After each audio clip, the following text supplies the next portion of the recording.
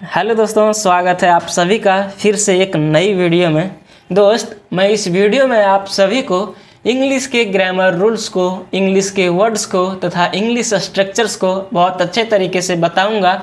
जो भी बच्चे को इंग्लिश सीखना है वो इस वीडियो को ज़रूर से लास्ट तक देखिए, क्योंकि मैं इस वीडियो में हर एक वर्ड का हिंदी मीनिंग, साथ ही उसका करेक्ट प्रोनाउंसिएशंस और उस सेंटेंस का हिंदी में अनुवाद कैसे करेंगे इसको मैं बताऊंगा।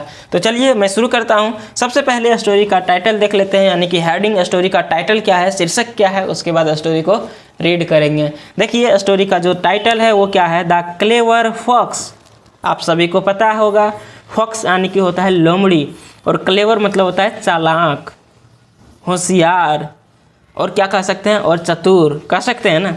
तो ये क्या हो जाएगा, द क्लेवर फॉक्स यानी कि हो जाएगा चतुर लोमड़ी, होशियार लोमड़ी या फिर चालाक लोमड़ी, है ना। तो आप तीनों में से कोई भी कह सकते हैं, चलेगा, ठीक है। अब स्टोरी को रीड करते हैं। देखिए स्टोरी में क्या लिखा हुआ है। Once there was an old lion. देखिए आप सभी को पता है वंस का मतलब होता है एक बार, देयर मतलब होता है वहाँ, लेकिन देयर का यहाँ अर्थ नहीं निकलेगा। यहाँ वहाँ जो है सो अर्थ नहीं निकालेंगे। क्यों? क्योंकि देयर फॉल्स सब्जेक्ट की जगह आया है। ये फॉल्स सब्जेक्ट की जगह आया है, और जब भी फॉल्स सब्जेक्ट की जगह देयर या फिर इट का यूज करते हैं तो हम लोग उसका हिंदी मीनिंग वहाँ नहीं लिखते हैं, है ना। तो देयर यानी कि वहाँ हम लोग नहीं लिखेंगे। तो क्या हो जाएगा, was an old lion. Was मतलब क्या था एन यानी कि एक, ओल्ड लायन, ओल्ड मतलब होता है बूढ़ा, लायन मतलब शेर। तो एक बूढ़ा शेर था। एक बार एक बूढ़ा शेर था। He was unable to kill any creature. देखो यहाँ जो आपको वर्ड देखने को मिल रहा है वो है एक क्रिएचर। क्रिएचर मतलब होता है प्राणी, यानी मतलब कोई, किल मतलब होता है मारना, एनेबल, देखो एबल मतलब होता है समर्थ, कोई भी काम करने में योग्य होना, और एनेबल मतलब क्या हो जाएगा, असमर्थ। तो ही वाज अनेबल, वह असमर्थ था। देखो पास्ट सिंपल पास्ट टेंस में है, वाज लगा हुआ है, तो वह अनेबल था, वह असमर्थ था, टू किल किसके लिए, मारने में अनेबल था, मारने में असमर्थ था, एनी क्रिएचर मतलब कोई भी प्राणी को। सो इसलिए ही सेड, इसलिए उसने कहा, टू हिमसेल्फ, किसको कहा, खुद से कहा, अपने आप को कहा। देखो हिमसेल्फ जो आया है ये स्वयं के लिए आया है, वह स्वयं को कहा, अपने आप को कहा, खुद को कहा। क्या कहा, I must do something to remove my hunger. देखिए कहा है आई मस्ट डू, मुझे अवश्य ही करना होगा, मुझे अवश्य करना चाहिए, समथिंग मतलब कोई भी चीज़, टू रिमूव माई हंगर, अपने हंगर में आने की होता है भूख, रिमूव मतलब होता है हटाना, तो अपने भूख को हटाने के लिए मुझे अवश्य ही कुछ करना चाहिए। एल्स मतलब अन्यथा, I would die of starvation. देखो स्टारवेशन मतलब क्या होता है, स्टारवेशन मतलब होता है भूख से पीड़ित, अन्यथा आई वुड डाई, मैं मर जाऊंगा, ऑफ स्टारवेशन, किससे मर जाऊंगा, भूख से, अन्यथा मैं भूख से मर जाऊंगा। देखिए नेक्स्ट क्या लिखा हुआ है, ही कैप्ट थिंकिंग। देखिए इस तरह का सेंटेंस आप यदि बनाएंगे तो ही कैप्ट रनिंग मतलब वह दौड़ता रहा, ही कैप्ट थिंकिंग वह सोचता रहा, ही कैप्ट रीडिंग वह पढ़ता रहा, ही कैप्ट राइटिंग वह लिखता रहा, ही कैप्ट सीइंग वह देखता रहा, ही कैप्ट वॉचिंग वह देखता रहा, है ना। वॉच मतलब भी देखना होता है, सी मतलब भी देखना होता है। तो ही कैप्ट थिंकिंग मतलब वह सोचता रहा। क्या सोचता रहा भाई, देखिए क्या लिखा हुआ है, क्या सोचता रहा, एट लास्ट, वह सोचता रहा एट लास्ट यानी कि अंत में, एट लास्ट यानी कि अंत में, an idea came in his mind. देखो क्या लिखा हुआ है, एन आइडिया मतलब एक विचार, केम देखो कम मतलब होता है आना, केम जो है सो वर्ब की सेकंड फॉर्म है, मतलब एक विचार आया, इन हिज माइंड उसके दिमाग में, उसके अपने दिमाग में एक विचार आया। क्या आया, ही डिसाइडेड उसने फैसला किया, उसने निर्णय लिया, केम टू इनक्वायर, देखो केम टू इनक्वायर, सॉरी कहाँ आ गए, ही डिसाइडेड उसने फैसला किया, टू ले डाउन, देखो lie down in the cave pretending to be ill. देखिए क्या उसने फैसला किया, टू ले डाउन मतलब पड़ा हो रहने का, मतलब पड़ा रहने का, कहाँ पड़ा रहने का, इन द केव, किस में, केव में, गुफा में, प्रिटेंडिंग, देखो प्रिटेंडिंग का मतलब क्या होता है, ढकोसला करना, नकल करना, है ना, ढोंगी करना। तो प्रिटेंडिंग टू बी इल मतलब बीमार होने का ढोंगी करके उसने सोचा, उसने फैसला किया कि मैं अपने केव में, मैं अपने गुफा में पड़ा रहूँगा, है ना। देन उसके बाद any animal would came to inquire. देखो उसके बाद एनी एनिमल मतलब जो भी जानवर या फिर कई जानवर, वुड कैम मतलब कई जानवर आएंगे, टू इंक्वायर मतलब किसके लिए, पूछने के लिए, इंक्वायर करने के लिए, वुड बिकम हिज प्रे जो मेरा क्या बनेगा, जो मेरा शिकार बनेगा। जो भी मेरे यहाँ पूछने के लिए आएगा वो मेरा शिकार बनेगा, है ना।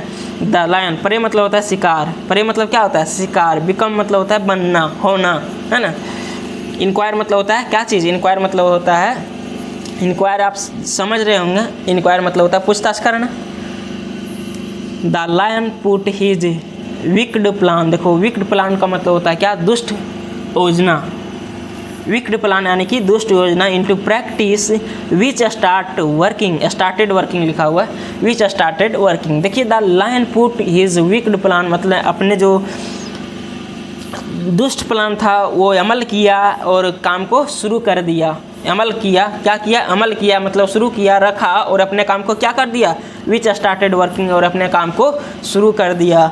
Many of his well wishers got killed, देखो वेल विशर्स मतलब होता है शुभचिंतक, तो many of his well wishers मतलब उसके कई शुभचिंतक, गॉट किल्ड मतलब मारे गए, उसके कई शुभचिंतक मारे गए, बट लेकिन इविल इज शॉर्ट लिव्ड। देखो शॉर्ट लिव्ड का मतलब क्या होता है, ये शॉर्ट लिव्ड का मतलब होता है अल्पकालिक। अल्पकालिक का मतलब क्या हो जाएगा, अल्पकालिक का मतलब वो होगा जो छोटे से समय के लिए होता है, उसको कहते हैं अल्पकालिक।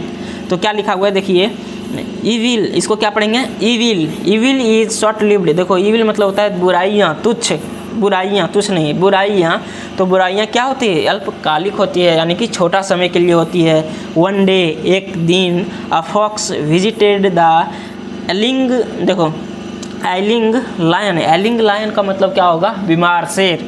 तो वन डे एक दिन, अ फॉक्स विजिटेड, एक फॉक्स ने मिला, एक फॉक्स मिला, द एलिंग लायन मतलब बीमार शेर से, एज चूँकि foxes are clever by nature, क्योंकि जो लोमड़ियाँ होती है वो क्या होती है, जो लोमड़ी होती है वो क्या होती है, स्वभाव से क्या होती है, क्लेवर यानी कि चतुर होती है। लोमड़ी स्वभाव से क्या होती है, चतुर होती है। इसलिए द फॉक्स स्टूड, इसलिए फॉक्स खड़ा रहा, at the mouth of the cave, stand मतलब होता है खड़ा होना, स्टूड जो है स्वभाव की सेकंड फॉर्म है। तो फॉक्स खड़ा रहा, कहाँ खड़ा रहा, at the mouth of the cave, किसके, केव के मुंह पर, यानी कि केव के सामने वो खड़ा रहा।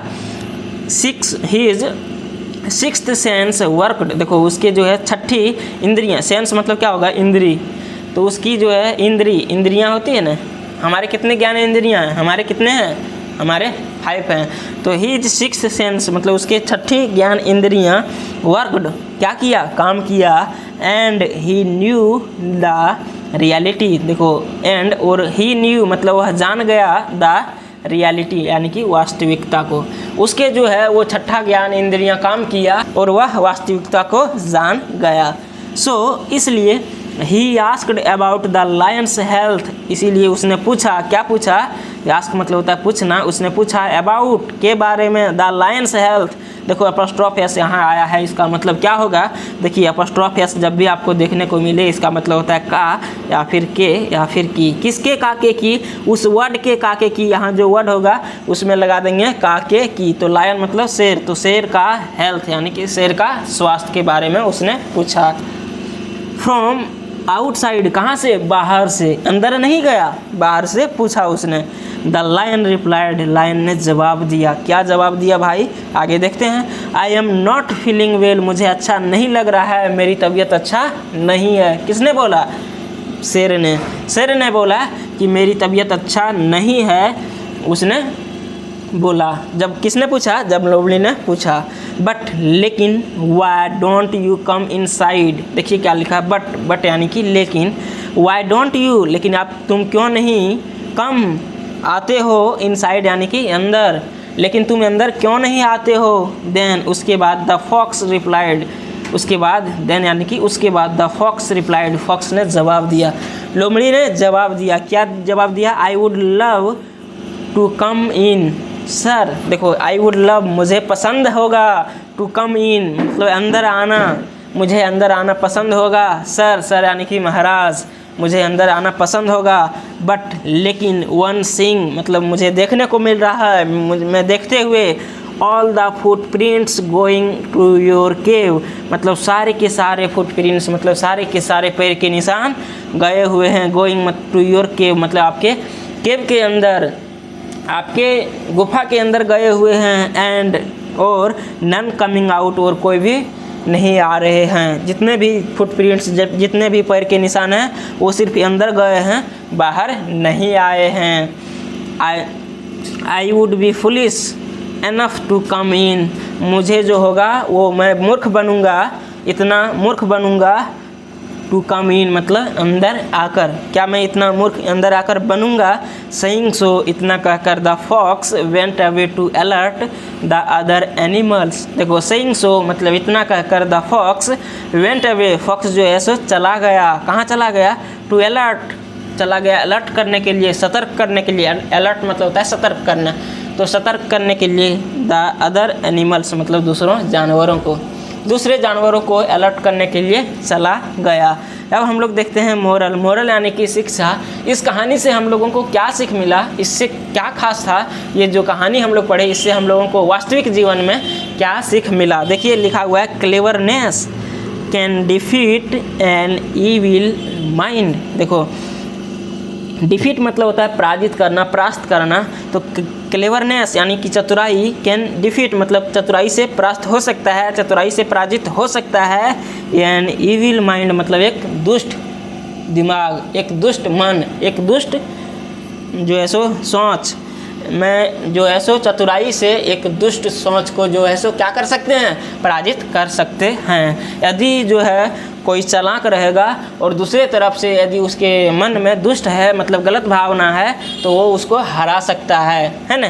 तो इस कहानी से हम लोगों को सीख मिला कि कोई भी व्यक्ति जो किसी के बारे में गलत सोचता है तो उसके प्रति उस तरह से खड़ा होइए कि आप जो है सो उससे ज़्यादा तेज़ निकले, उससे ज़्यादा सोचने वाला निकले, उससे ज़्यादा जो है सो होशियार निकले, तो आप उससे आसानी से जो है सो जीत पाएंगे, उसको हरा सकते हैं, उसको पराजित कर सकते हैं, है ना। यहाँ क्या किया था शेर ने, यहाँ शेर ने किया था ढोंगी करके, वह बीमार का ढोंगी किया और वह जो है सो एक गुफा में पड़ा रहा, ताकि जो मेरे जितने भी प्यारे दोस्त हैं, शुभचिंतक दोस्त हैं, अच्छे दोस्त हैं, वो आएंगे और मैं उसको जो है सो अपना शिकार बना लूँगा।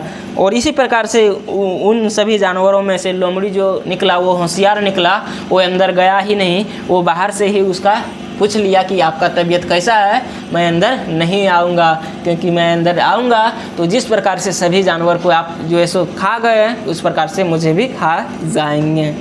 तो दोस्त इस स्टोरी में आप सभी को बहुत अच्छे वर्ड्स भी मिले होंगे, बहुत स्ट्रक्चर्स भी मिला होगा और आप सभी को बहुत अच्छा भी लगा होगा। तो अपने दोस्तों के साथ ज़रूर से शेयर कीजिए, आप कमेंट में ज़रूर से बताइए आपको वीडियो कैसा लगा। तो दोस्त हम लोग फिर मिलेंगे नेक्स्ट वीडियो में, तब तक के लिए जय हिंद, अपना ख्याल रखिए, अच्छे से पढ़िए, ध्यान से पढ़िए।